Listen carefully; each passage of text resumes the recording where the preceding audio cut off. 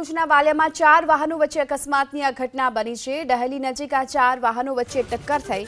ટેમ્પોના અકસ્માતને જોવા માટે ઉભેલી કાર અને બાઇક ચાલકને એક ટ્રકે ટક્કર મારી છે। આ અકસ્માતમાં 4 વાહનોમાં સવાર લોકોનો ઝૂક્યા બાદ બચાવ થયો છે। વાલિયા પોલીસે ઘટના સ્થળ પર પહોંચી આ અંગે તપાસ હાથ ધરી છે। વધુ વિગતો મેળવીએ સંવાદદાતા યોગેશ પરીખ આપણી સાથે જોડાઈ ચૂક્યા છે। યોગેશ, 4 વાહનોનો અકસ્માત, વધુ શું વિગતો? વાલિયા ગામ જે વાલિયા ચોકડી છે ત્યાં ડેહલી ગામ જવાનો જે માર્ગ છે ત્યાં આઈસરનો એક્સિડન્ટ થયો હતું। એ જોવા માટે જે લોકો ઉભા હતા ત્યાં બીજા 2 વાહનોનો અકસ્માત થયો, જેમાં નાની મોટી ઈજા લોકોને સર્જાઈ છે અને હાલમાં જે વાલિયા પોલીસે વધુ તપાસ આરંભી છે।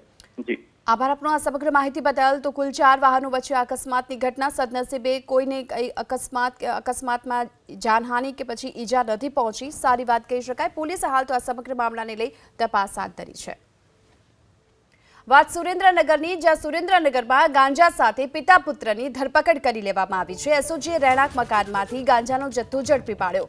લક્ષ્મીપરા શેરી નંબર 3માં આવેલ મકાનમાંથી એસઓજીએ આ ગાંજાનો જથ્થો ઝડપી પાડ્યો છે।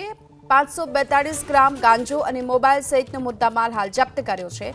બોટાદથી સૂકો ગાંજો લાવ્યો હોવાનો પણ ખુલાસો થયો છે। આ મામલે પણ પોલીસે હાલ તો તપાસ હાથ ધરી છે।